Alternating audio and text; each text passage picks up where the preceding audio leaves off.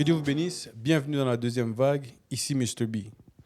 Nous nous rejoignons aujourd'hui pour notre premier épisode de la saison 1 qui a comme sujet c'est quoi un chrétien et plus précisément un chrétien du message.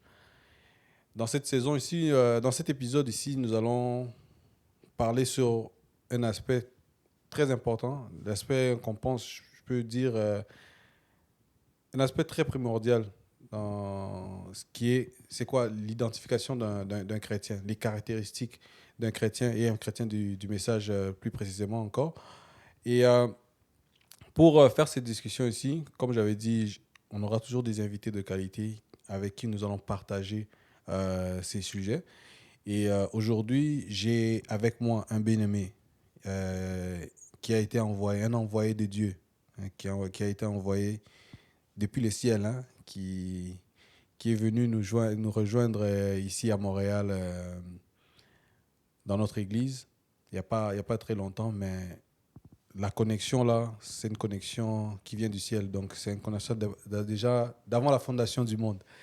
Donc, j'ai un énorme plaisir de présenter mon frère ici, qui est aussi ministre. Mais je vais le laisser lui-même faire son introduction. Donc, sans plus tarder, frère Isaac, que Dieu vous bénisse. Amen, Dieu vous bénisse. Frère Mr. B, Oui. c'est ça. Oui. C'est un honneur d'être avec vous pour parler des choses du royaume Amen. qui nous bénit, nous tous, nous et tous ceux qui nous écoutent, nous suivent. Alors moi, je suis le frère Isaac Benhal. Je suis là à Montréal depuis quelques mois seulement. Et c'est tout un honneur d'être entouré dans la présence des bien-aimés. Vous partagez les mêmes valeurs. Vous savez que vous avez un lieu commun où vous allez. Vous marchez dans une même synergie. Alors, c'est un plaisir pour moi d'être avec vous aujourd'hui. Amen. Merci beaucoup. Frère Isaac, il faut pas. Je sais que là, on voit le frère Isaac. Il n'a pas dit beaucoup de mots, hein, il n'a pas beaucoup parlé. Je sais qu'on peut se demander, mais est-ce que vraiment ces frères ici, il a vraiment quelque chose? Mais attention, attention, attention. Le feu se cache derrière là. Donc, il y a un grand feu. C'est un homme de Dieu qui a vraiment un zèle pour ce qu'on fait ici. Et surtout quand il s'agit de l'approche chez nous les chrétiens. Et aujourd'hui, frère Isaac, on voulait partager sur ce point. Comme je vous avais dit, on veut partager sur le point des caractéristiques d'un chrétien. Tout d'abord, pour commencer d'abord, quand on parle d'un chrétien, un chrétien du message, c'est quoi les caractéristiques? Comment on identifie un chrétien du message? Parce que là, on parle comme si moi, je connaissais pas c'est quoi un chrétien du message. Je sais juste que ces gens-là, ils mettent pas des boucles d'oreilles. Les filles là-bas, ils mettent pas des boucles d'oreilles. Ils mettent pas de pantalon. C'est tout ce que je sais. Pour les garçons, je sais que c'est des garçons, c'est tout. Il y a pas vraiment. C'est pas aussi flagrant que chez les sœurs. Bien que, oui, il y a des choses comme par exemple, on boit pas, mais ça, je pense qu'il y a beaucoup de personnes qui font ça. Mais voilà. Donc, c'est quoi exactement les caractéristiques, si on peut en parler un peu Ok, nous voulons savoir c'est quoi un chrétien. On avait dit un chrétien du message. Vous savez, d'abord, avant de vraiment décortiquer cela, je crois que c'est important qu'on puisse s'attarder un tout petit peu sur le terme chrétien. Parce qu'il n'y a à la base qu'une seule explication sur le terme chrétien. Et chrétien, comme tout le monde peut l'entendre, ça sonne Christ. Et quand nous prenons la Bible nous dit l'origine de ce terme chrétien. Je crois qu'on peut le trouver dans Actes chapitre 11, verset 26. C'est là où on a dit que c'est à Antioche qu'ils ont été appelés d'abord les chrétiens. Parce qu'auparavant, c'était seulement des disciples de Christ. Parce que nous tous qui sommes, disons, employons le terme chrétien aujourd'hui, c'est parce que nous voulons suivre Jésus-Christ. C'est par rapport à Jésus-Christ qu'on nous appelle des chrétiens. Alors, certains peuvent se demander pourquoi on dit chrétien et tout ça. À l'origine, nous étions appelés, ou bien nos pères, ou les premiers qui ont porté ce nom, étaient appelés des disciples de Christ. Et à Antioche, je crois qu'il est bon de le lire, comme ça tout le monde est imprégné, avant qu'on puisse avancer. On ouvre rapidement Actes chapitre 11, j'ai dit verset 26. Je le lis. Le verset 26 seulement dit « Et l'ayant trouvé, il l'amena à Antioche. » C'est Barnabas se rendit ensuite à Tarse pour chercher Saül et Saul, verset 25 et verset 26. « Et l'ayant trouvé, il l'amena à Antioche. Pendant toute une année, il se réunit aux assemblées de l'Église et il enseigna beaucoup de personnes. Ce fut à Antioche que pour la première fois, les disciples furent appelés chrétiens. » Donc, les disciples de quoi? Ils étaient disciples de Jésus-Christ. Ils ont été appelés chrétiens. Et pourquoi ils ont été appelés chrétiens? Parce qu'on a vu, les gens, ils connaissaient Jésus-Christ. Ils connaissaient ce que Jésus-Christ enseignait. Alors, on a vu une similitude entre ces disciples-là et Jésus-Christ. Dans leur manière de vivre, dans leur manière de parler, dans les vertus qui sortaient d'eux, les choses qui étaient en eux. Alors, les gens se sont dit, mais ça va, ce sont des chrétiens. Ce sont des gens qui sont identifiés à Jésus-Christ. C'est ça. Alors, le thème chrétien, aujourd'hui, si nous disons que nous sommes chrétiens, nous devons avoir en tête une seule chose, c'est Jésus-Christ. Être chrétien, c'est être comme Jésus-Christ. Être disciple de Jésus-Christ. Et pour mieux comprendre encore, parce qu'il faut comprendre ce que c'est qu'un disciple. Quand tu comprends ce que c'est qu'un disciple, tu peux comprendre maintenant ce que c'est qu'un chrétien, parce que ce sont les disciples qui ont été appelés chrétiens. Exact, oui. Un disciple, c'est celui qui apprend d'un maître. Oui. Je suis disciple de telle personne, ça veut dire que je reçois ses enseignements et c'est ça qui me façonne. Je vis par ça, j'adhère à ça. Alors, les disciples de Jésus-Christ sont ceux qui adhèrent aux enseignements de Jésus-Christ, qu'il y a dans la Bible, notre livre, notre repère. Et alors, si nous adhérons à cela, nous adhérons à ce que Jésus-Christ a enseigné, nous adhérons à ce que les oints de Dieu ont enseigné, et qui est dans la Bible, là, nous pouvons dire que nous sommes des disciples de Jésus-Christ, et alors nous pouvons dire que nous sommes des chrétiens. OK. Mais, OK. So, être comme Christ, chrétien. C'est ça, chrétien. Être comme Christ. Donc, les disciples de Christ, de Jésus. Maintenant, actuellement, ici, là, on vit dans un monde où est-ce que, quand on parle de chrétien, si il dit à une personne, tu es chrétien, Frère Branham, il dit souvent ça dans les messages.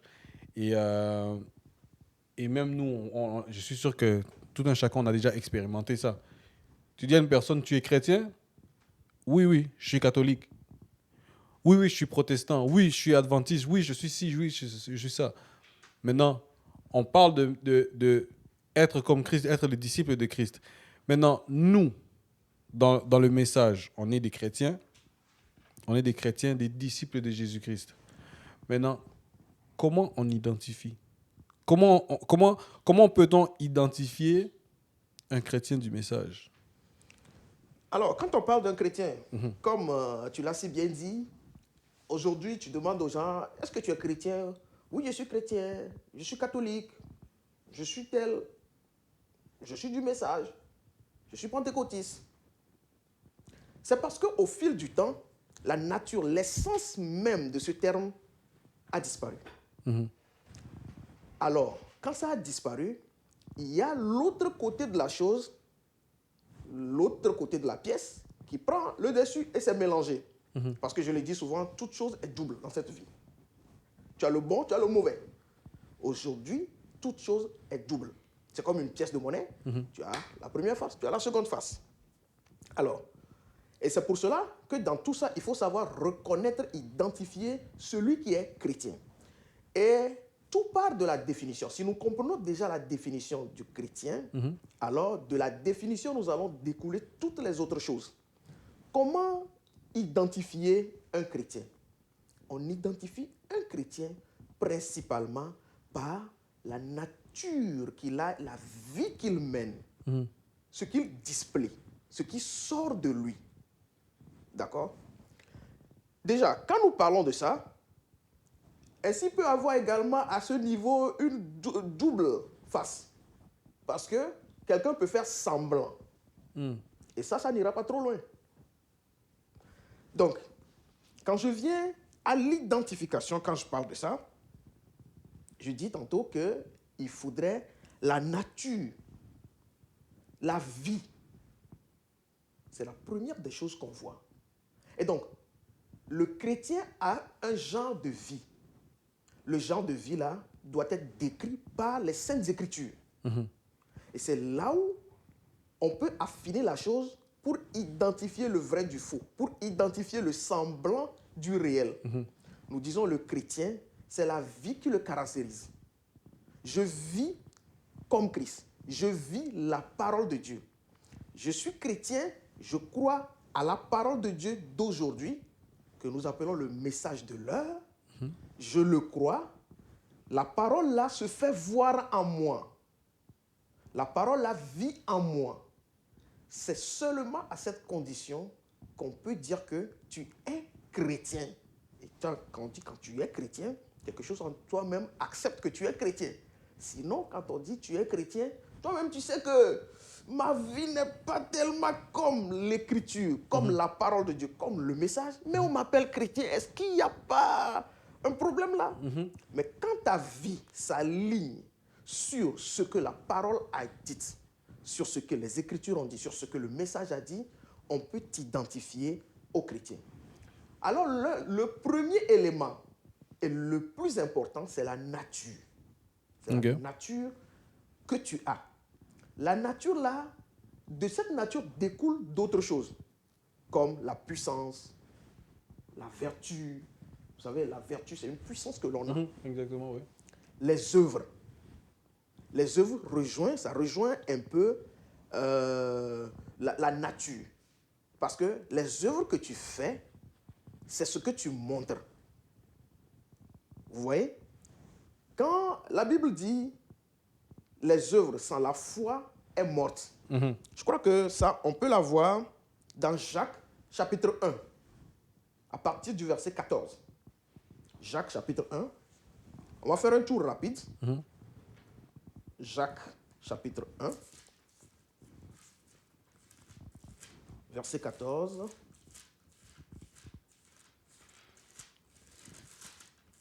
Ok, Jacques, c'est après Hébreu. Chapitre 1, verset 14.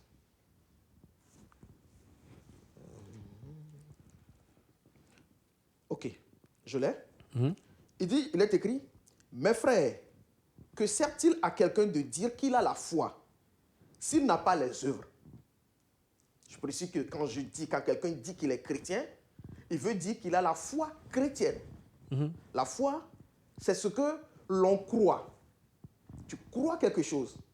D'accord? Mes frères, que sert-il à quelqu'un de dire qu'il a la foi s'il n'a pas les œuvres? La foi peut-elle le sauver? Si un frère ou une sœur sont nus et manquent de la nourriture de chaque jour, et que l'un d'entre vous leur dise « Allez en paix, chauffez-vous et vous rassasiez », est-ce que vous ne leur donniez pas ce qui est nécessaire au corps? Et que vous ne leur donniez pas ce qui est nécessaire au corps, à quoi cela sert-il?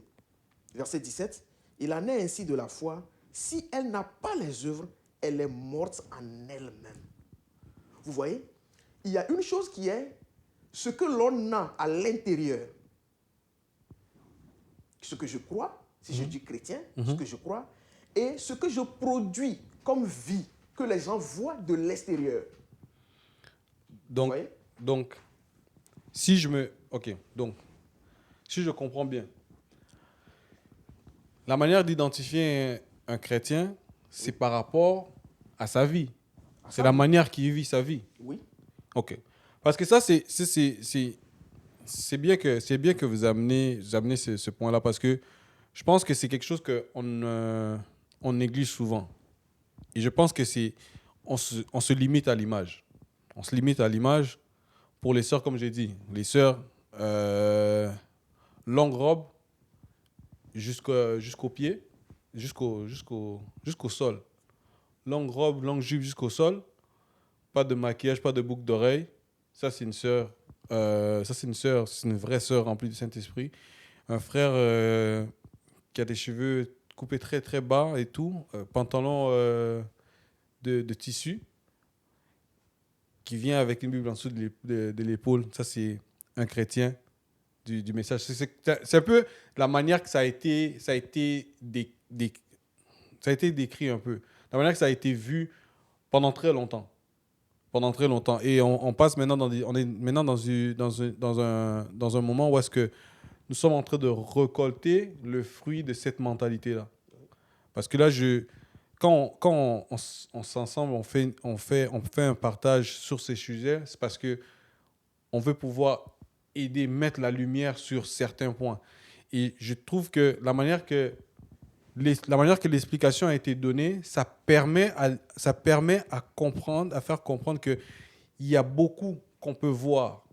Avant de dire que telle personne est chrétien, avant de dire que telle personne n'est pas un chrétien, il y a beaucoup qu'on peut voir par rapport à son comportement, par rapport à ses réactions sur certains sujets, sur certains points et dans certaines circonstances. Parce que vous avez parlé de la nature. La nature. La nature. Maintenant, quand on parle de la nature, c'est un très bon point. En tout cas, j'ai vraiment aimé la manière que... Ça va être vraiment difficile de pouvoir garder le temps parce que c'est des points qui sont vraiment importants. Oui. Et je ne veux vraiment pas qu'on puisse juste passer rapidement C'est ça. sans pouvoir comprendre le contenu de ce qui a été dit. C'est ça. Quand on parle de la nature, là, vous avez parlé de la nature de la personne. Et souvent, je pense que la nature dont vous avez parlé ici, vous avez parlé de la nature, que la personne sort de cette nature d'un chrétien. Donc, commence à refléter Jésus-Christ. Cette nature-là, le Saint-Esprit qui agit en la personne, la nature de Jésus-Christ. Et souvent, c'est confondu avec la personnalité. Oui, effectivement. La nature et la personnalité. C'est deux choses différentes. Mais souvent, les deux choses se mélangent parce que on veut. On veut identifier un chrétien par des actions. Par des actions qui ne sont pas nécessairement la chose qu'on doit regarder. Et là, vous avez parlé de... Pas nécessairement la manière que la personne s'habille, c'est la nature de la personne. Une personne qui est, par exemple, un peu plus... comment on appelle ça? Il y a introverti et il y a l'autre, c'est quoi? Introverti, Extraverti. extraverti. Une personne qui est comme ça, par exemple, est habituée de mettre les gens à l'aise autour de lui. Et puis, tu sais, il est un peu plus assorti un peu. Et une personne comme ça c'est sa personnalité. Maintenant, dans cette personnalité, il peut sortir la nature de Jésus-Christ. La nature d'un chrétien peut se refléter dans sa personnalité. Mais souvent, ça va être vu comme ça, c'est pas la nature de... Vous comprenez? Oui. Et maintenant, c'est vu que la nature d'un chrétien, un vrai chrétien, c'est comme si un vrai chrétien doit avoir comme une personnalité un peu introvertie, un peu reculée. Mais si moi je suis une personne reculée, par exemple, est-ce que je serais quand même en mesure d'atteindre la personne qui est plus extravertie? J'aurais la difficulté à atteindre une personne extravertie, tandis qu'une autre personne qui est extravertie va être capable de bien s'entendre avec une autre personne pour pouvoir le parler de Jésus et l'amener. Et je pense que Dieu a une manière de atteindre ses brebis dans n'importe quelle circonstance avec n'importe quelle personne. Et quand vous amenez ce point-là de la nature, je sais que je veux juste que vous puissiez si vous pouvez mettre un peu plus de lumière sur ce côté-là, comme la nature et la personnalité. Parce que il faut distinguer ces choses-là pour pouvoir vraiment venir en aide et pouvoir aussi maximiser la chose. Parce que Dieu, si on regarde la nature, on voit il y a des arbres qui sont, qui sont longs, qui sont courts, qui sont gros, qui sont... Donc, il y a toutes sortes d'arbres, il y a toutes sortes de plantes, il y a toutes sortes d'animaux. Et avec cette diversité-là, je pense que Dieu a voulu lancer un message. Et je pense que dans les églises aujourd'hui, on se trouve aussi avec différentes personnalités. Et je pense qu'il y a une manière qu'on peut en bénéficier et pouvoir utiliser ça pour l'avancement du peuple de Dieu. Et je pense que ça serait important de mettre la lumière sur les deux points. Parfait, parfait. Tu vois, effectivement, il y a certaines personnalités, c'est un genre de personnalité, qui, quand on entre en contact avec eux, même si la personne ne connaissait pas Jésus-Christ, la personne naturellement vit une certaine vie qu'on pourrait penser qu'elle est une chrétienne. Mhm. D'accord? Quand nous parlons de nature, nous parlons de nature de Dieu. Ça sous-entend la nature de Dieu. Mhm. Ok, c'est-à-dire que un chrétien, en d'autres termes, c'est un être changé. Parce que nous naissons, la Bible dit, nous tous, nous sommes nés dans le péché. Donc, il n'y a personne, quelle que soit sa personnalité, qu'on puisse dire que c'est une nature de Dieu en cette personne. Parce que la Bible a déjà dit que nous naissons dans le péché. Maintenant, certaines personnes ont des prédispositions. Par exemple, il y a des gens qui sont là de par leur culture. euh, Ils ne commettent pas adultère ou bien ils ne boivent pas. Disons-le ainsi. Mhm. Ça, c'est de par sa personnalité, de par leur culture. Mais nous parlons de la nature de Dieu. Mhm. Et dans bien des cas, il se peut que la nature de Dieu, ce qui va sortir de la personne, est semblable peut-être à ce que la personne ferait si la personne n'était pas chrétienne. Mhm. Bien. Quand tu es chrétien, c'est-à-dire que c'est Dieu qui transforme ta vie et cette transformation vient d'abord de l'intérieur. Mhm. L'intérieur. Maintenant, je fais les choses parce que Dieu veut que je les fasse ainsi. Mhm. Je fais les choses parce que Dieu veut que je les fasse ainsi. Nous sommes le peuple de Dieu et Dieu veut nous amener à faire lui sa volonté. Si je fais telle chose, je le fais parce que c'est la volonté de mon Père, c'est la volonté de Dieu que je le fasse. Mhm. Si je ne le fais pas, c'est parce que c'est la volonté de mon Dieu de ne pas le faire. Je veux plaire à Dieu en ce que je fais. Donc cette transformation que Dieu fait en moi, de m'amener là-bas, ça c'est le changement de nature. Mhm. Et maintenant, j'ai sa nature. Sa nature maintenant est, ça lie avec sa parole. Mhm. Parce que la nature de Dieu, Dieu a été exposé. Ce que Dieu est. Pour connaître Dieu, vous savez, on le dit, Dieu est dévoilé dans sa parole. Alors, pour le connaître, il faut prendre sa parole. Quand nous lisons les histoires de l'Ancien Testament, quand nous lisons les histoires, ça nous permet de connaître Dieu. Ça nous permet de savoir celui-là qui il est. Est-ce que vous voyez? Donc, cette nature-là, ce changement de nature, ça fait de nous des gens qui sont obéissants maintenant à sa parole. Mhm. S'il nous amène à être obéissants à sa parole et que ce que nous sommes en train de faire maintenant, il se peut que ce soit différent de ce que nous faisions avant. Il se peut aussi que ce que nous sommes en train de faire maintenant, d'autres personnes, sans être transformées, ils le font.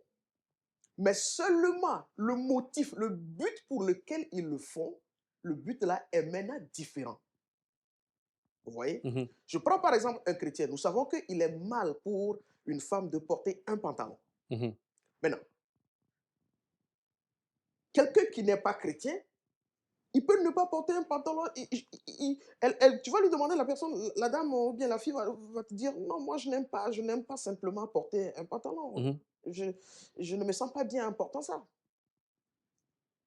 Mais quand tu prends une chrétienne a mesure de te dire, le Dieu que je sers, la parole de Dieu dit que ce n'est pas bon pour une femme de se mettre ainsi. Vous Mhm. voyez un peu la différence? Mhm. Oui. Il y a la personnalité qui est intrinsèque Mhm. et il y a la nature qui vient de quelque part. La personnalité est intrinsèque à l'être humain. Mhm. Mais la nature vient de quelque part. La nature, là, est une nature de Dieu qui s'allie maintenant à sa parole. Mhm. Maintenant, il y a des traits, mais les traits de la personnalité qui, des fois, sont confondus avec la nature que tu as. Mhm. C'est... Non, j'aime beaucoup. J'aime beaucoup. Je sais que je dis ça souvent. J'aime beaucoup la réponse, mais j'espère que les gens l'ont. J'espère que les gens arriveront à comprendre de la manière que je l'ai compris, en fait. Parce que c'est vraiment deux aspects qui sont souvent confondus. Parce que quand vous parlez du fait de la nature, cette nature-là, c'est ça ça te relie avec la parole. Tandis que ta personnalité, c'est avec ton entourage, avec comment tu as grandi et tout, comment tu vois les choses, ça te façonne d'une certaine manière et ça fait en sorte que il y a certaines choses que pour toi, c'est juste, logiquement, moi, je le ferais pas si, j'aime pas. Ouais, Et, et souvent, on prend ça comme si, oh oui, cette personne-là, c'est vraiment un chrétien. Non, c'est pas un chrétien, c'est juste non, que lui, pour lui, ça lui dit rien. Et maintenant, en ayant ça dans la tête, parce que là, quand on parle de le fait que c'est mélangé, en fait, la oui, personnalité et tout, la oui, nature, c'est la nature qui doit primer, en fait. Nous, en tant que chrétiens, quand on veut identifier un autre chrétien, on doit identifier par la nature. Et non pas par la personnalité, mais par la nature de la personne. tout à fait. Parce qu'on doit, il y a certaines, il doit prouver que c'est un chrétien par rapport à ses agissements, ses réactions, ainsi de suite. Maintenant, ça, c'est la manière que c'est supposé d'être. On s'entend que c'est la manière que c'est supposé d'être, mais ce n'est pas nécessairement Oui, la manière que ça se fait. Maintenant, quand on prend en considération que c'est pas comme ça que c'est vu, en général, et on est en train de mettre notre pierre à l'édifice aujourd'hui pour pouvoir changer cette manière de voir les choses, pour faire voir un peu un angle un peu différent, les deux aspects de la nature et la personnalité. Maintenant, quand on parle de la manière que c'est projeté en ce moment ici, est-ce que vous pensez que c'est... Bon, moi, personnellement, moi, je vais vous dire par rapport à moi. Moi, je pense que des fois, que les sœurs, des fois, ils voient comme si c'est un peu plus... Les frères l'ont un peu plus facile mhm, que eux. Donc, quand ça arrive à ce point-là, oui. comment vous sentez par rapport à ça? Généralement, tu sais, les gens, chacun a une perception donnée, d'accord, de la chose. Mhm, Dire que pour les frères, c'est beaucoup plus facile d'être chrétien que pour les sœurs, je ne partage pas cet avis personnellement. mhm, Parce que chacun a sa croix. Tout enfant qui vient à Dieu doit être testé. Et mhm, je crois que le prophète William Branham l'a bien dit également. Tout enfant qui vient à Dieu, tout fils ou toute fille qui vient à Dieu doit être testé. Alors, le test est différent pour tout le monde. mhm, C'est Dieu qui nous a créés. Nous étions nés dans le péché. Nous étions dans la boue. Dieu, il nous prend. Quand il nous prend, il est obligé de changer notre ancienne nature pour l'enlever, pour que nous puissions avoir une nouvelle nature qui concorde avec sa volonté, sa parole. Alors, chaque individu a le test. Dieu le fait passer par des étapes pour le façonner. mhm, Le but de tout ça, c'est que Dieu veut nous façonner. Dieu veut façonner son enfant à son image. Alors, toute personne doit passer par cette étape. Pour telle personne, ce dans quoi il passe, ce sera peut-être facile pour l'autre. mhm, Mais l'autre aussi a son niveau, son test mhm. par lequel il doit passer. Ouais. Donc, c'est quelque chose euh, euh, qui doit être apprécié par chaque individu, chaque personne individuellement. Mhm, Ce qui est sûr, ce sont des épreuves. Le prophète le dit dans l'exposé des 7 âges de l'Église, il dit que ce sont des épreuves cuisantes. mhm, Il appelle ça, il utilise l'expression cuisante pour dire que ce ne sont pas des choses faciles. mhm, C'est quelque chose que Dieu te fait passer par là pour façonner ton caractère. Ta nature là, ton caractère doit devenir chrétien. Donc, quand on voit la chose peut-être de manière superficielle, quand on ne voit pas la chose avec une vue spirituelle, on pense que non, les frères, c'est plus facile parce que ça veut dire que la personne là ne regarde qu'à l'apparence mhm, et que les sœurs elle est obligée de laisser ça dans ce monde. Les frères aussi, ainsi, doivent laisser beaucoup de choses. Mhm. C'est ça qu'on appelle l'abandon de soi. Mais parce que ça paraît des fois comme si les frères, ils ont plus quoi, le bénéfice du doute. Dans le sens que, bon, comme on a parlé de la personnalité et la nature. Oui. Maintenant, quand on vient, on va directement pointer du doigt la sœur là, elle là, c'est avec ses jupes là, c'est un peu suspect là. On dirait elle tâtonne un peu. Mais le frère, lui, il vient juste en pantalon normal, hein. Il vient en pantalon normal, son chandail, des fois même 3 pièces. C'est ça. Donc, on lui donne un peu plus de bénéfice de doute comparativement à la sœur. Et j'aime ça. J'aime ça parce que c'est vrai que chaque personne il a quelque chose, comme, il a son épreuve à lui, Oui. à passer Oui. pour arriver à cette étape-là. Parce qu'il n'y a personne qui va se la couler douce, il va juste marcher une marche Oui. sans épreuve ou quoi que ce soit. C'est ça. Mais un- comment surmonter cette affaire-là? Ok. Je vais encore clarifier quelque chose avant de venir. Mhm, Quand nous parlons de la nature, c'est-à-dire que la nature, déjà, c'est quelque chose que tu as en toi.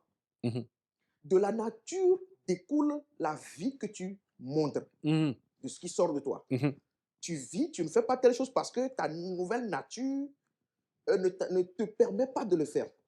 Maintenant, alors, quand tu es transformé maintenant comme ça, il y a quelque chose qui vient s'ajouter. Le prophète dit cela, il dit, continuez à boire. Le chrétien, une fois quand tu deviens chrétien, quand tu as une nature changée, la chose ensuite, c'est de prendre parole sur parole. Vous voyez? mhm, Pourquoi est-ce que je précise ça? Tu peux voir une personne qui est peut-être, entre griffes, qui n'est pas habillée de la bonne manière, ou bien qui fait quelque chose. mhm, Cette personne, malgré qu'elle a une nature changée, des fois, c'est un manque d'enseignement. mhm, Des fois, c'est parce que la personne ne le sait pas encore. mhm, Mais dès lors que Dieu permet, d'une manière ou d'une autre, que cette personne ait l'enseignement, peut-être par la prédication du pasteur, peut-être par la lecture de la Bible, Dieu lui révèle quelque chose, peut-être par l'écoute d'une bande du prophète Branham, automatiquement la personne se réveille. Ah, j'étais dans ça. C'est parce que la nature, la personne a maintenant la nature de Dieu. mhm, Et la nature de Dieu, ça amène à obéir à la parole de Dieu pour produire la vie de Dieu. mhm. Est-ce que vous voyez? Ouais, Et ouais, donc, ouais. quand nous disons aujourd'hui que nous sommes chrétiens, j'ai dit, la nature, ça c'est ce qui est en nous, ce qui est visible aux gens, ce sera la vie, les œuvres que tu fais. Mhm, Mais là, il ne faudrait pas que les gens fassent un jugement prématuré. mhm, Sinon, tu mhm. vas mal juger. Ouais. La personne est chrétienne. Mais là, on remarque souvent cela chez certaines sœurs également. Tu peux voir la sœur, elle a porté quelque chose qui ne sait pas, qui ne convient pas à une chrétienne. Mhm, Ça ne veut pas dire qu'elle n'est pas chrétienne. mhm, Elle est chrétienne. Mais simplement, peut-être qu'elle n'a pas encore eu l'enseignement que ça, ce n'est pas bon, ça, ce n'est pas bon. mhm, Et le jour où elle a cette vérité-là, ça prend. mhm, Et la personne ne fera plus ça. Parce qu'il y a une nature de Dieu en elle qui l'amène à obéir à toute la parole de Dieu. Et c'est comme ça que Dieu transforme. Et cela, ça vient de la parole de Dieu. mhm, Tout ça, ça vient de la parole de Dieu. Au fur et à mesure, dans ta marche, tu grandis. mhm, Tu grandis. Mais quelque chose est déjà en toi. C'est parce que cette chose-là est en toi que maintenant, tu commences, tu grandis, tu as de la connaissance, mhm, ça te donne plus de révélations, ça te fait laisser encore des choses. Quand tu es dans ta marche, quand tu te rends compte que, ça, ça ne c'est pas un chrétien. Oh, le croyant ne doit pas parler ainsi. Tu regrettes même si tu l'avais, tu regrettes même. Oh mhm, Seigneur, pourquoi est-ce que j'avais fait ça? Seigneur, pardonne-moi. Tu vas en prière.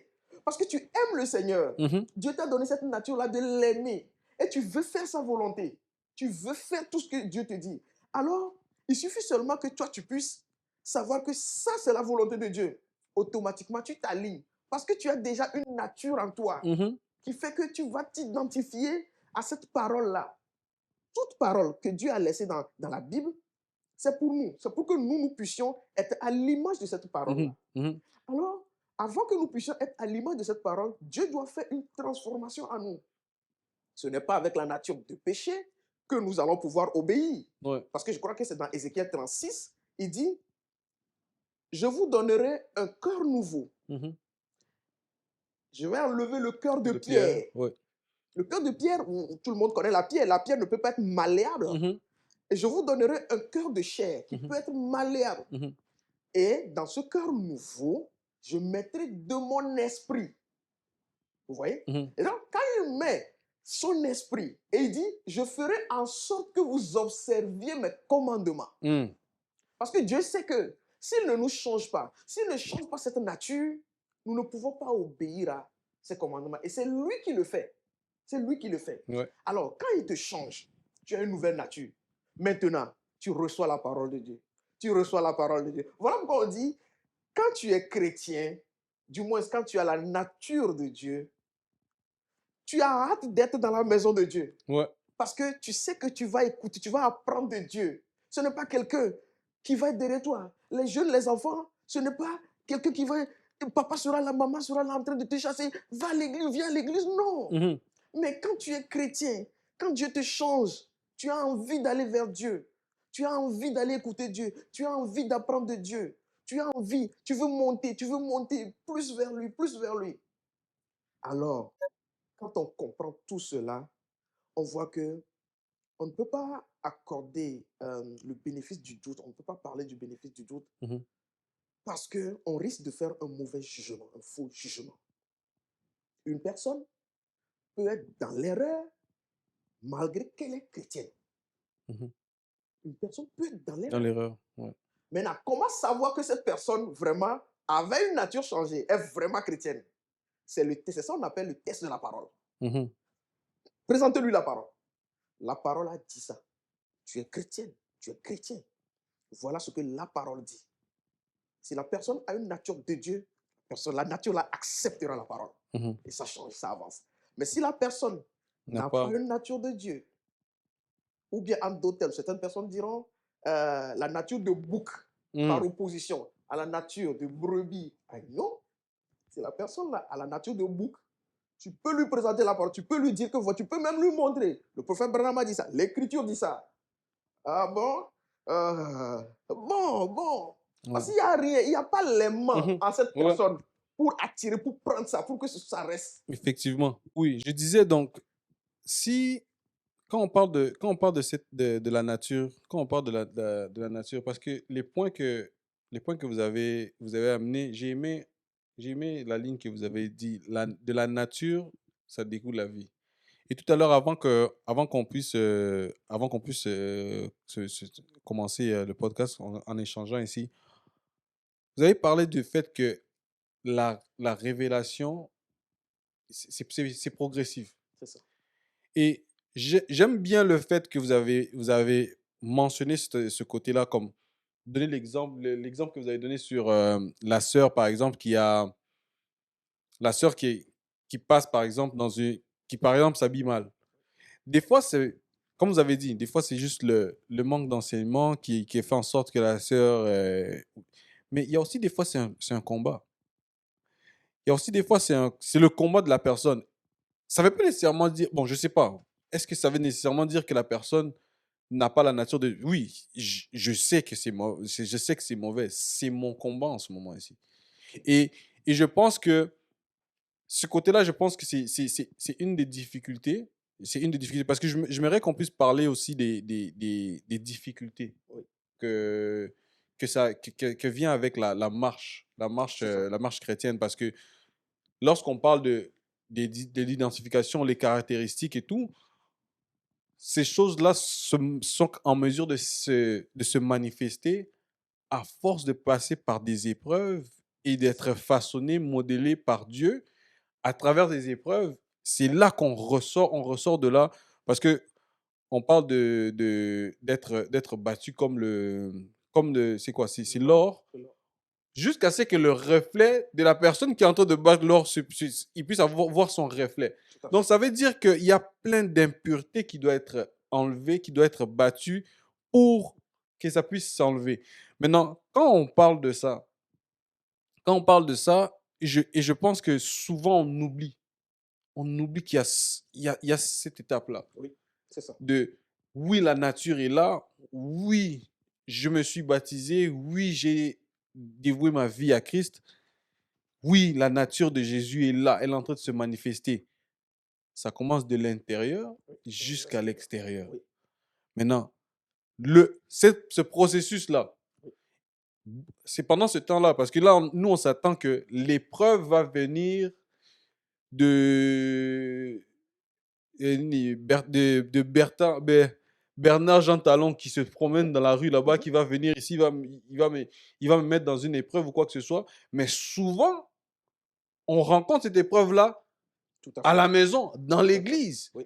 Et si on n'aborde pas cette chose-là pour faire réaliser, demain, c'est nous qui allons commencer à faire ça et ça serait des plus jeunes encore qui vont venir ici pour dire la même chose, que on se fait traiter de cette manière, on se fait voir de cette manière parce que l'identification d'un chrétien, les gens ne comprennent pas exactement c'est quoi. Donc, si on peut élaborer sur les difficultés Difficulté. que Parfait.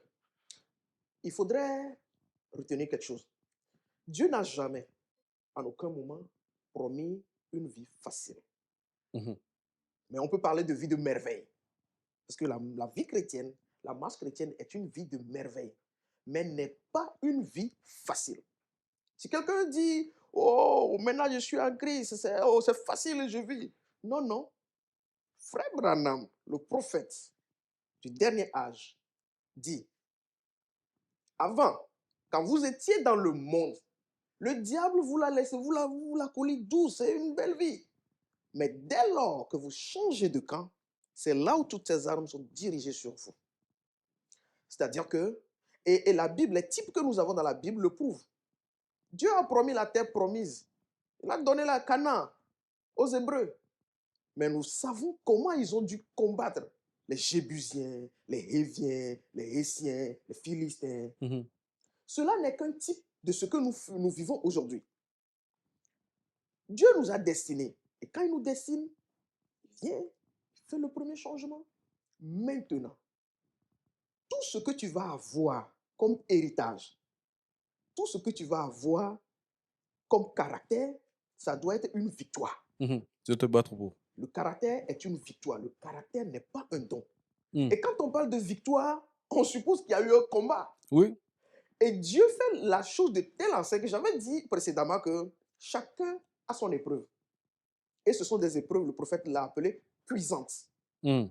Mais dans ça, Dieu va façonner ton caractère. Alors, ça doit être une joie pour nous. Si la chose est d'une manière tellement facile, oh, c'est facile pour moi d'abandonner ceci. Avant de dire ça, c'est que tu es passé par quelque chose. Mhm.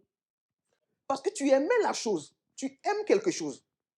Tu ne peux pas te débarrasser de ça facilement comme ça. Mais Dieu, il te donne une puissance. Mhm. Que peut-être que des gens ne savent même pas qu'ils ont la puissance là. Mais par la foi, nous croyons que nous avons la puissance. Alors quand la parole vient avec la puissance. Je reçois la parole. Je commence à confesser. Ça, moi, je ne fais plus ça. Je ne fais plus ça. Et ça agit en toi. Mhm. Ce n'est pas par ta force que tu vas arrêter quelque chose. Mhm. Mais c'est par la puissance qu'il y a dans la parole, par le canal de la foi. Tu dois croire que ça là, tu as vaincu ça. Et c'est le combat que tu fais. Le combat, dans ta pensée, dans ta tête là, ça, moi j'ai vaincu ça. Mhm. Malgré que c'est au premier coup, je n'ai pas réussi. Mais je continue à croire. Mhm. Il y a quelqu'un qui a un slogan, il dit, un coup isolé n'arrête jamais le combat. Mhm. Tu es dans un combat. Le chrétien est dans une bataille. Tu essaies. Peut-être que tu essaies au premier tour. Ah, tu es tombé. Mhm. Ça ne veut pas dire que tu n'auras pas la victoire. Mhm. Ça, ce n'est qu'un coup isolé. Ouais. Ignore ça. Avance. Regarde à l'objectif. Relève-toi. Avance. Marche. Quand tu as une nature déjà changée, tu sais que tu dois arriver là-bas, quelles que soient les difficultés, tu crois. Mhm. Et tu prends les armes de Dieu dans la prière, dans la consécration. Tu lis la parole. Tu dis, Seigneur, ceci est encore difficile pour moi. Mais je sais que je dois y arriver. Seigneur, aide-moi. Et c'est lui qui t'aide. À un moment donné, et quand tu parviens à arriver de l'autre côté, tu traverses cette difficulté, tu te rends compte, ah, moi aussi j'ai réussi ça. Avant j'étais comme ça. Mais regarde, aujourd'hui, je ne sais pas comment je ne fais plus telle vilaine chose parce que Dieu t'a aidé. Mais si tu ne fais pas ainsi, si tu continues toi-même tes propres, tu dis non, moi je peux résister à ça, moi, laissez-le, lui ne peut pas faire ça, non, c'est que lui il est faible, lui n'est pas un vrai chrétien, c'est moi le vrai chrétien, je peux résister. Tu vas échouer. C'est dans l'humilité, c'est en prenant la parole, en priant. Le diable va envoyer des pressions tellement immenses sur toi. Mais c'est là où tu dois savoir que, ah, vraiment, Satan ne veut pas ça, c'est vraiment ce que je dois abandonner. Vous savez, il est écrit dans la parole, je ne sais pas si je vais retrouver le verset, où les disciples, quand on les battait, ils étaient contents. Les disciples, un jour, on les a arrêtés, du temps de quand Jésus est parti, on les a battus, mais ils étaient heureux parce qu'ils subissaient ce châtiment à cause du Seigneur. Donc, le chrétien, quand tu traverses des situations difficiles, estime-toi heureux. Parce que tu sais que Dieu, au travers des épreuves, va forger un caractère. Et tu seras meilleur chrétien. La marche, c'est continuellement. C'est comme dans l'armée, ou bien où tu dois avoir des grades. Tu dois avoir des grades. Tu deviens chrétien, meilleur chrétien, jusqu'à avoir une statue d'un homme parfait. Ça, que Dieu vous bénisse pour ça, parce que surtout quand vous avez parlé de l'humilité, parce que l'humilité, c'est la clé dans beaucoup de choses. Et je pense que ça, c'est même hors du message, même hors de la chrétienté, juste dans la vie normale, l'humilité peut t'ouvrir des portes qui sont fermées devant toi juste parce que c'est la meilleure approche qu'on peut avoir. Et je pense que c'est une approche qui a au fil du temps, au fil du temps, je pense que ça a été mis à côté un peu. On parle de ça comme, bon, quand on parle, oh, la stature de l'homme parfait, oh Seigneur, donne-moi l'humilité, je vais être humble, descendre, c'est monter. Ouais, oui, on parle de ça, mais je pense on a des agissements parfois qui démontrent pas ça. Et je trouve que il faut qu'on en parle parce que c'est la manière de, quand on voit l'ennemi, l'ennemi attaque ce côté ici, nous, on va exposer l'ennemi. Parce que quand on expose l'ennemi, tout le camp est averti que ici, il y a un danger. Donc, on est en mesure de pouvoir commencer à agir de sorte que on t'a déjà ciblé, on t'a déjà trouvé. Donc, il n'y a pas de dégâts que tu peux faire. Donc, les dégâts vont être minimisés. Et je pense que des gens dans l'approche, lorsque moi, je passe à travers quelque chose, j'ai peut-être mon combat, par exemple, on va dire, bon, moi, j'aime ça mettre des boucles d'oreilles. Et bon, c'est mon combat. Quand je vois frère Isaac venir me voir et me dire, frère, toi, tu mets les boucles d'oreilles. Tu sais pas que c'est mon nez, ça? Mais frère, faut écouter la parole, hein. Je l'ai peut-être dit d'une manière comme si c'était une blague. Mais qu'est-ce que j'en tire de là? La personne ne m'a pas considéré. Là il y a des limites. On ne veut pas tout accepter parce que, oh non. Mais il y a une manière. C'est ça que nous appelons l'approche. Exactement. L'approche, parce que quand l'approche est couverte de l'humilité, c'est comme un berger qui amène le brebis aller licher la roche là. Mais il sait que de nature comme ça, de base, il ne va pas aller. Donc, il couvre ça un peu avec le miel pour que quand il va prendre le miel là, il prend aussi ce qu'il a besoin avec lui. Et je pense que ça, c'est quelque chose de... Déjà, quand on fait l'approche, par exemple, avec les gens, par exemple, des dénominationnels et ainsi de suite, cette affaire-là est importante. Parce que nous, on s'identifie comme chrétiens du message. Mais parce que toi, tu n'es pas un chrétien du message, toi, toi, tu connais la parole. C'est ça. Toi, tu connais la parole. Non, laisse ça, c'est pas ça.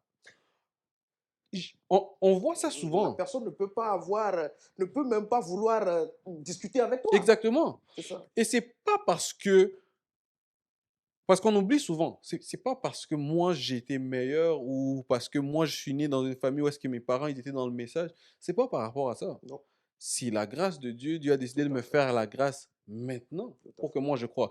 Mais peut-être l'autre personne, sa grâce c'est demain. Ouais, c'est ça. Peut-être son heure d'entrée c'est demain. C'est ça. Mais si on ne se couvre pas d'humilité pour aller voir l'autre C'est ça. personne et se dire d'abord, je vais prier, je vais observer la personne. Pourquoi cette personne a fait ça? C'est quoi cette tendance? Donc, par où je vais passer? Tout à fait. On parle du prophète. On a vu ça avec lui quand j'ai oublié son nom, quand il disait que, il a dit, pourquoi la personne voulait donner, il voulait pas, il croyait pas en Dieu, et Dieu n'existe pas. Il dit, ça fait longtemps que moi je suis dans cette ferme ici.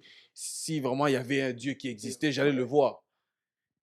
Mais quand Frère Branham lui a parlé juste de la sève qui monte et qui descend de l'arbre, il a été en mesure de tirer Dieu dans la nature Tout à et de fait. le faire voir à la personne. Tout à fait.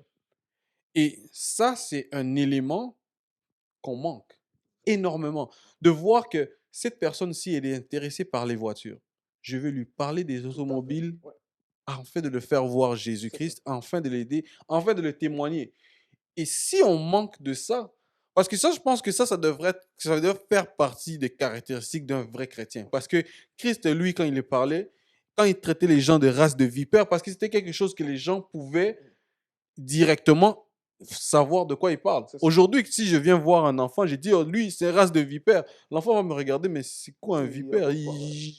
Il a aucune idée. C'est ça. Ça se trouve pas dans son environnement. Mais Jésus, quand il parlait de ce qu'il parlait, c'était des choses qui étaient dans son environnement que les gens pouvaient s'identifier. Alors, pourquoi tout d'un coup, nous, qu'on parle d'être des chrétiens, on a parlé ici de la signification de chrétien Oui. et comment on se fait-il que nous, on s'est complètement éloigné du chemin. On a oublié l'humilité, on a oublié l'approche, on a oublié toutes ces choses-là. C'est comme si on a oublié qu'il fut un temps que nous aussi, nous étions là. Oui. Et maintenant, par la grâce de Dieu, nous sommes ici. Et maintenant, on commence à traiter ceux qui sont dans l'endroit où est-ce que nous, on était comme si... Donc, Effectivement. Effectivement. Alors, c'est tout ça là qui est contenu dans. Quand tu as la nature de Dieu, ces choses-là doivent sortir. Et peut-être, comme je l'ai dit, il y a des gens qui manquaient d'un enseignement. Un manque d'enseignement peut faire que les gens vont ignorer cela. Vous voyez? Mais déjà, nous savons que les fruits de l'esprit qui ont été décrits dans Galates 5, vous voyez?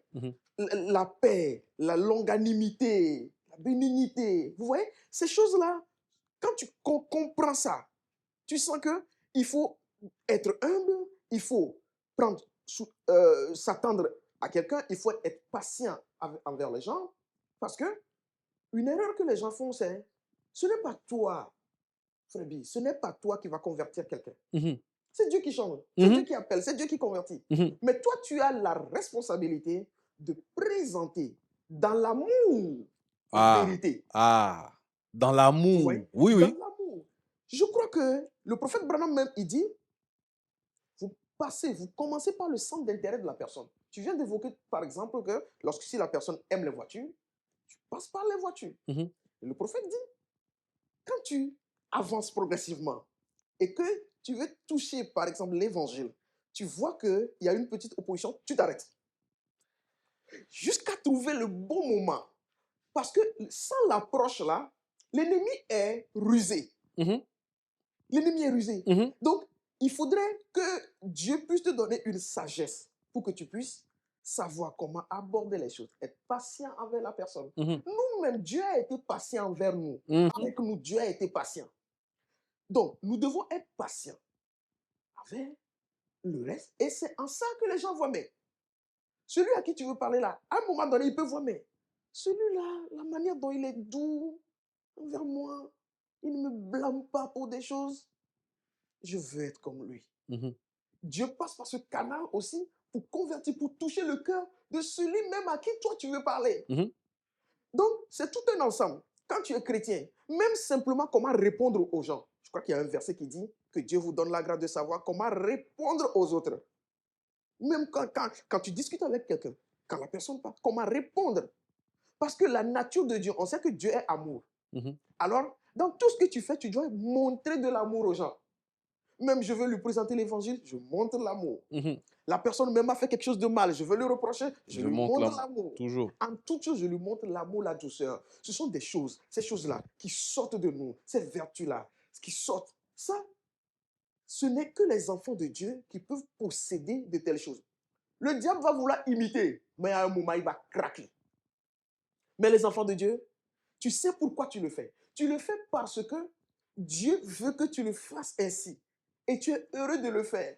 Même si on t'opprime parce que tu fais ça ainsi, tu es content pour ça. Parce que toi, ton seul but, c'est de plaire à ton Seigneur, c'est de faire sa volonté. C'est là où on parle de la nature changée.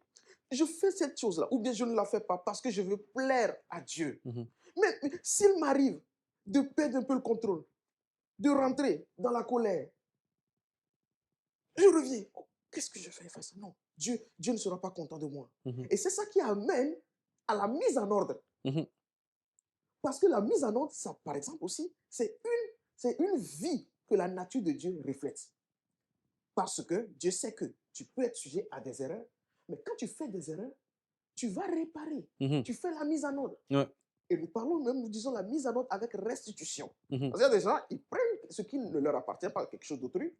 La mise en ordre, il ne s'agit pas d'aller dire à la personne, oh, tu sais, j'ai pris ça. Hein. Non, tu t'excuses, j'ai fait ceci, ce n'est pas bon. Je te ramène ta chose. Même le prophète William Branham, je me rappelle dans une de ces histoires où il y a les avocats, on le poursuivait pour une question d'impôt. À un moment donné, il a tellement fait de rencontres avec les agents fédéraux qu'il était fatigué. Un jour, il était là, à la maison. Je crois que son avocat a encore appelé pour dire que voilà, les agents fédéraux veulent vous voir et tout ça. Il était là à côté. Quand sa femme Méda a dit, voilà, c'est l'avocat qui appelle. Il dit, il faut me dire que je suis sorti. Sœur Méda dit, je suis. Je dis, oui, oui. Automatiquement, le bonhomme sait que ce qu'il a fait n'est pas bon. Après cela, il y avait un homme qui l'attendait à l'hôtel pour prier pour sa fille. Il va, il veut prier, ça descend dans son cœur, la condamnation. Tu as menti.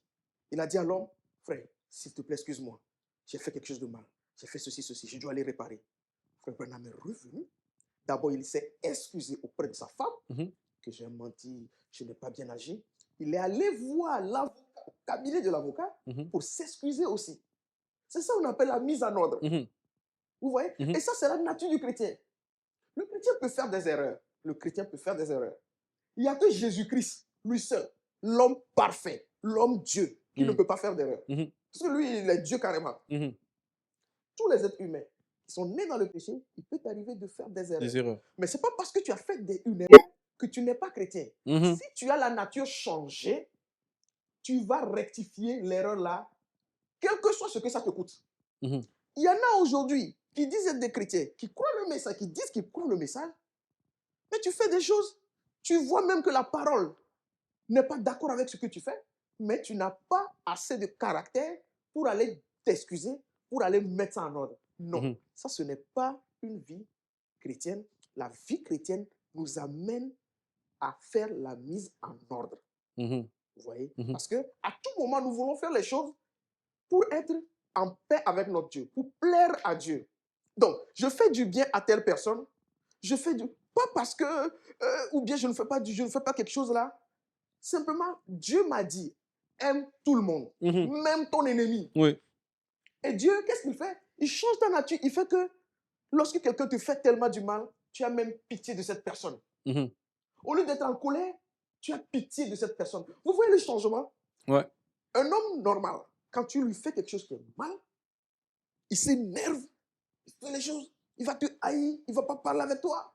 Mais un chrétien, quand on lui fait le mal, c'est vrai, il peut être fâché à l'instant T. Mais à l'instant T plus une seconde, il revient à lui-même. Parce que, pourquoi je suis fâché? Il va en prière en même temps. Parce qu'il sait que de par sa propre force, il ne peut pas surmonter ça. Il va en prier, Seigneur, je suis dans une situation. Vraiment, je me suis fâché, Seigneur. Je ne veux pas être fâché. Aide-moi. Aide-moi. Et il règle la situation. Peut-être dans sa colère, il a fait quelque chose qui n'est pas bon. Il retourne Malgré la honte, là, il prend sa honte. Mhm. Il retourne. Jésus-Christ on a mis une grande honte sur Jésus-Christ. Ce n'est pas sur moi, sur nous que la honte, on va dire on a honte. Non. Tu prends ta honte, tu repars. Mhm.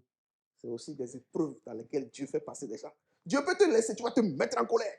Tu vas faire quelque chose qui n'est pas bon. Mais après, Il faut que tu...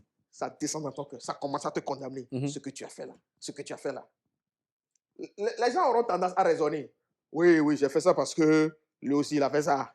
Lui aussi, il a fait ça. Non. Mhm. lui- Mhm. Ouais. Ouais. La nature charnelle t'amène à raisonner. Mhm. Et c'est ça le raisonnement. Tu essaies de justifier. Le raisonnement, tu veux justifier. Oui, il m'a provoqué, c'est pour ça, moi aussi, j'ai fait ça comme ça. C'est ça. Mais le chrétien n'agit pas ainsi. La nature chrétienne n'est pas comme ça. Ça, c'est la nature charnelle. La nature charnelle raisonne. Mhm. Mais la nature chrétienne dit oui, tu dois pardonner. Jésus même a dit, si tu vas offrir un sacrifice, si tu te rappelles que ton frère a quelque chose contre toi, laisse-la ton sacrifice, va faire la paix. Mhm. Tu dis, oh mon frère, excuse-moi, j'étais un peu emporté, j'ai mal agi, excuse-moi, pardonne-moi, je ne voulais pas agir ainsi. Tu règles la situation, tu viens lui dire, Seigneur, lève-moi, je ne voulais pas agir ainsi, Seigneur. Et une. Mhm. Parce qu'à tout moment, tu dois veiller à être sur la montagne. Mhm. C'est-à-dire dans des atmosphères spirituelles. À tout moment, tu dois veiller à ce que toi et Dieu, c'est bon. Mhm. C'est ça la nature chrétienne. Mhm.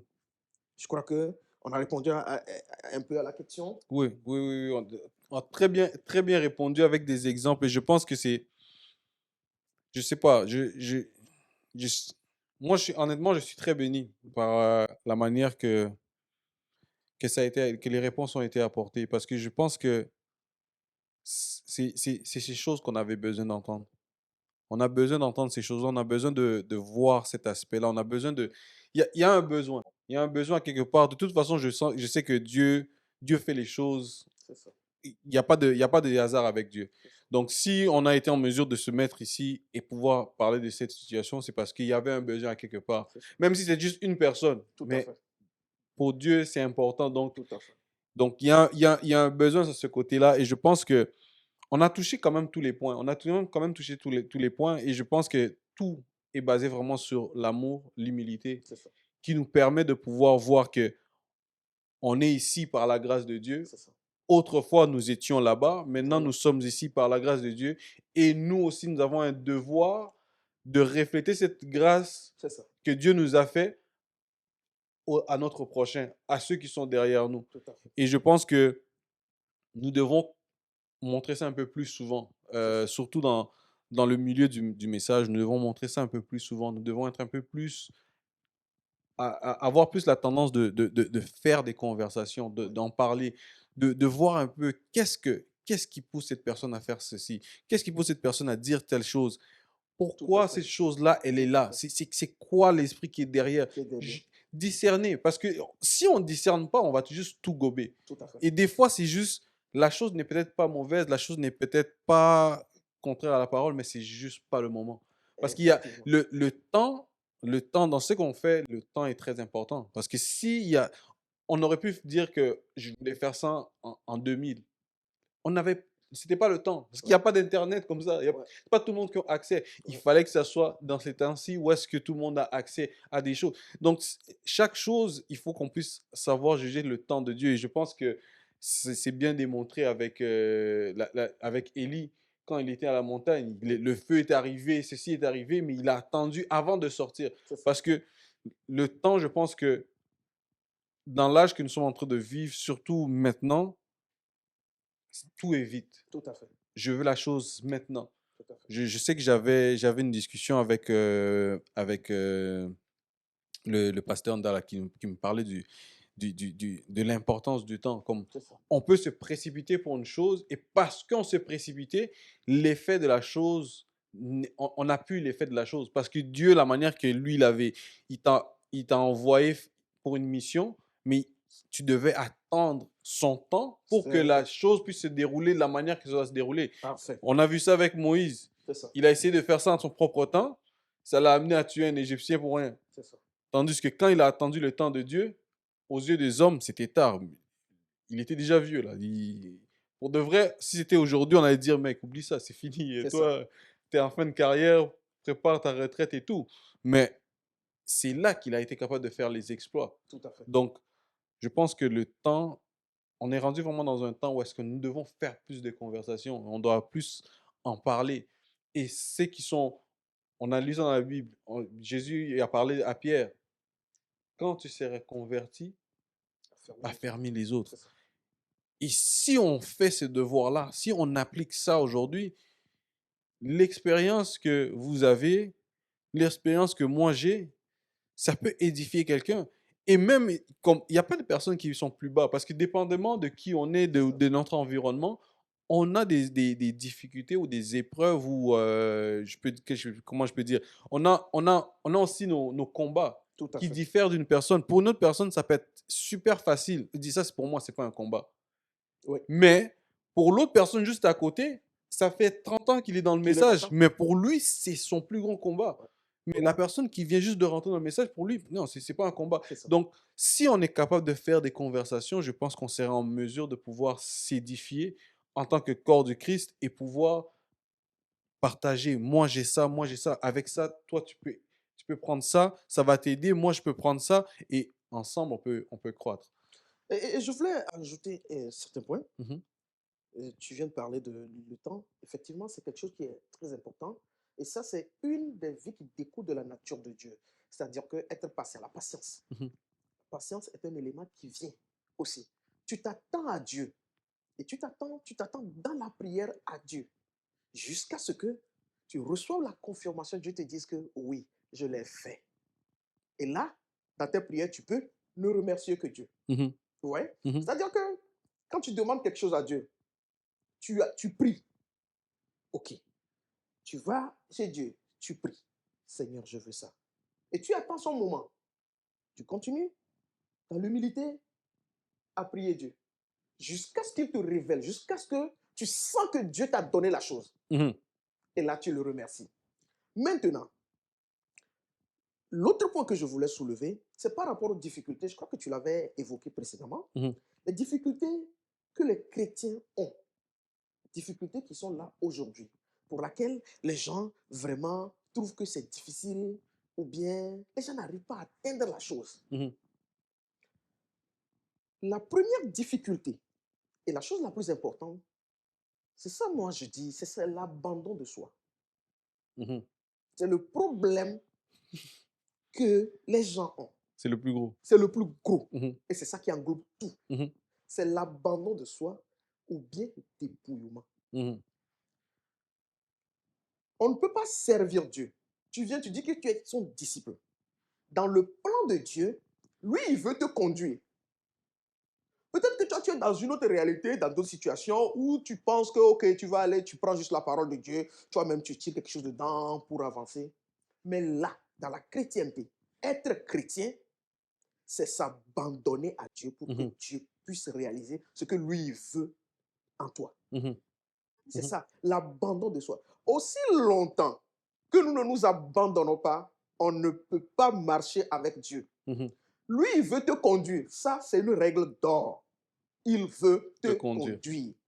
Du coup, pour qu'il te conduise, il faut que toi, tu puisses t'abandonner à lui. Mhm, Fais comme tu ne connais pas le chemin. mhm, Et donc, dans la consécration, l'abandon amène la consécration. Parce que quand tu t'abandonnes à lui, ça veut dire que tu te consacres, tu te remets tout entier à lui. mhm, Alors tu te consacres pour avoir sa volonté, tu te consacres pour avoir son inspiration, qu'il te guide, qu'il te donne le discernement, mhm, qu'il te donne tout. Et tu avances par la foi, en veillant à ce que tout ce que tu es en train de faire, tu peux le montrer dans l'écriture. mhm, Vous voyez? L'abandon de soi, le dépouillement, c'est ça la mort à soi. mhm, Aujourd'hui, tu vois les gens, la parole vient, la parole vient. Mais Dieu a une loi. Aussi longtemps que toi-même, tu ne t'abandonnes Donne pas. pas, c'est que ça ne peut pas agir comme il le faut. Mhm, Dieu, pour te pousser des fois, il est obligé de compliquer un peu la vie mhm. jusqu'à ce que tu puisses prendre la décision, Ouais. jusqu'à ce que tu puisses décider de t'abandonner. Mhm, Lui, il veut parce qu'il t'a donné le libre arbitre. Tu es chrétien. Tu sais que Dieu t'appelle à une meilleure vie. Tu sais que Dieu t'appelle à vivre la vie de merveille là. Mhm. Mais il y a des choses, des épines, des ronces que tu n'arrives pas à enlever, ou bien le monde est trop doux. Oh, je vais encore m'amuser un peu. Mhm. D'ailleurs, Dieu, il veut ta jeunesse. Il veut ma jeunesse. Mhm. Dieu, c'est pas notre vieillesse qu'il va utiliser, non. Mhm. Dieu, il veut notre jeunesse. Il veut qu'on l'adore. Il veut qu'on le serve. Il veut qu'on soit à lui. Maintenant, si tu ne veux pas vite prendre la décision, il est obligé de t'amener. Mhm. Mais c'est toi qui vas prendre la décision. Mais lui, il va t'amener. C'est pour cela que des fois, il est obligé de mettre certaines personnes sur un lit d'affliction. Mhm. Il est obligé de les faire passer dans des choses pour t'amener finalement à prendre la décision, pour t'amener à être à lui. Mhm. Vous voyez? Donc, l'abandon de soi. Et à tout temps, nous devons nous abandonner. C'est pas parce que, oui, je sens que ma nature est changée. Je sens que ma nature est changée. Maintenant, oh, je peux vivre. Mhm. Non, c'est pas comme On ça. passe à la prochaine étape. C'est pas comme ça. C'est aussi longtemps que tu es sur cette terre-là. C'est combat sur Combat. combat. Oui, oui. Combat sur combat. Alors, quand tu refroidis un peu, tu risques de rétrograder. Mhm. Tu es chrétien, mais il t'est arrivé, tu t'es rétrogradé. Mhm.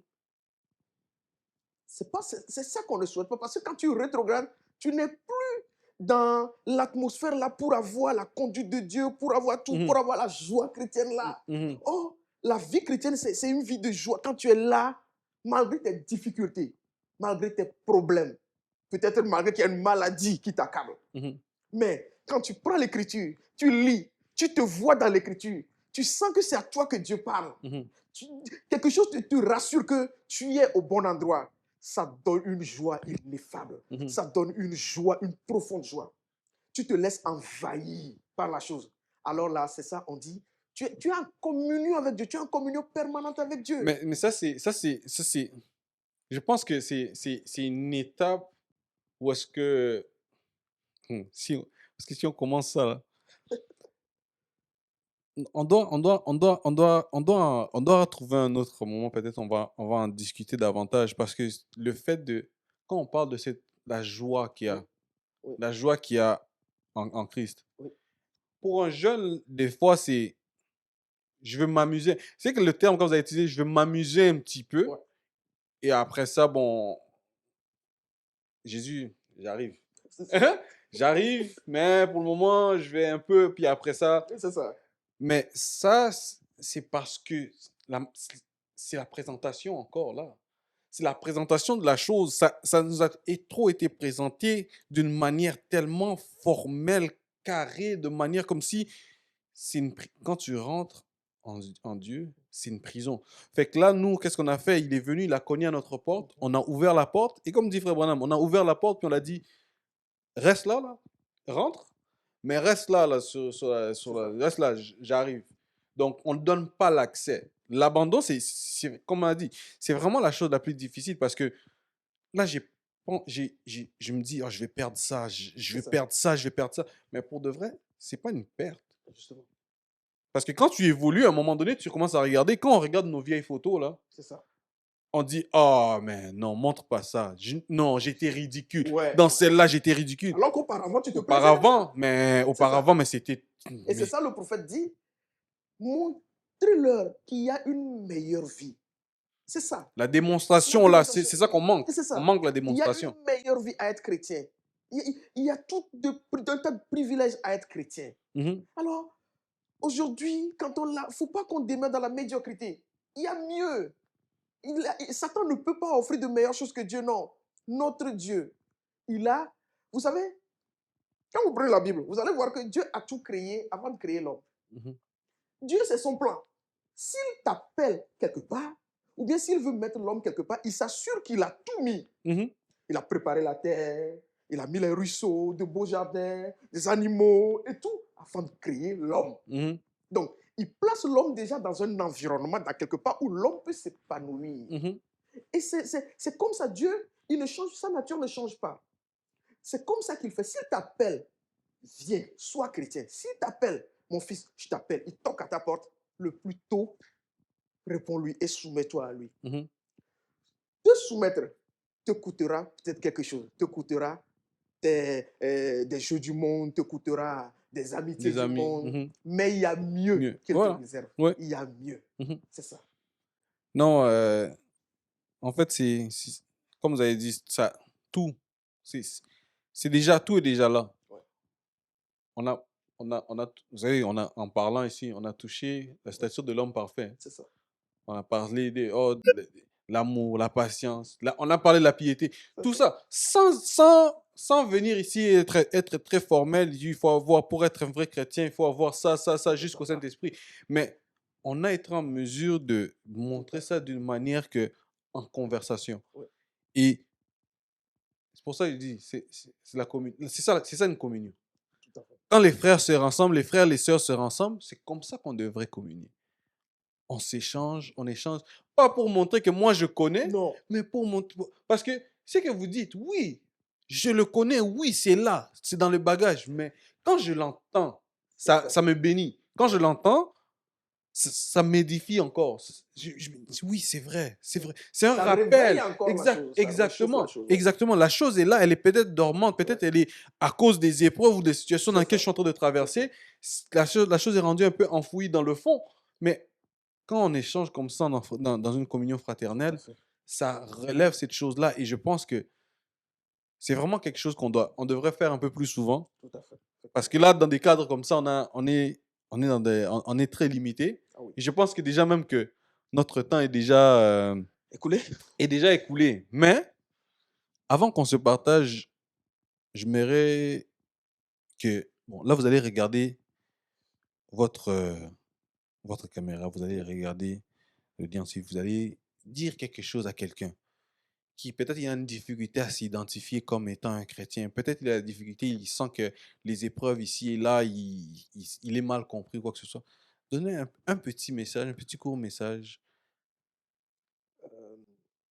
Mon petit message d'encouragement que je dirais à Mhm. quelqu'un, à un frère, à une sœur qui nous suit, c'est, vous savez, le chemin par lequel Dieu nous conduit, nous ne l'avons jamais emprunté. D'accord? Mais ce qui est sûr, au fur et à mesure qu'on avance, c'est en ce moment qu'on se rend compte de pourquoi il y avait eu telle difficulté. Et la difficulté est toujours pour nous rendre meilleurs. Le diable peut venir, il vient par ta pensée, il peut venir par la personne la plus proche de toi pour te faire croire quelque chose d'autre. Lui, c'est son boulot. Le diable veut te décourager. Il va même te faire croire que Dieu est fâché contre toi, que Dieu ne t'aime pas. C'est un mensonge. Lève-toi. Suis Christ. Reviens dans la parole. Il y a tous les privilèges, tout ce dont tu as besoin sur ta vie, pour ta vie sur cette terre, est dans cette parole. Commence à la lire, commence à plonger dedans, commence à prier. Ta vie sera une succession de témoignages.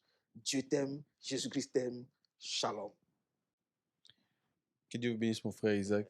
Donc, c'était un énorme plaisir de vous avoir avec nous aujourd'hui. Et les points que vous avez amenés, je pense que les gens qui vont écouter, parce que moi, même présent ici, je suis très béni, je suis vraiment dans la joie parce que je sens que Dieu a un travail qu'il veut faire avec tout un chacun et je pense que peu importe la manière qui est disponible, Dieu va l'utiliser pour pouvoir parler à quelqu'un.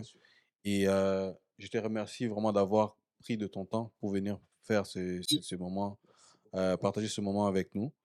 Donc, je vous remercie. Et pour vous qui nous suivez, que le Seigneur vous bénisse. C'est ainsi que j'apporte ma pierre à l'édifice. Que Dieu vous bénisse. What a friend. No matter how I'm doing it wrong, you still care. Walk away from me for a fact. You're still there. No matter how I'm doing it wrong. What a friend.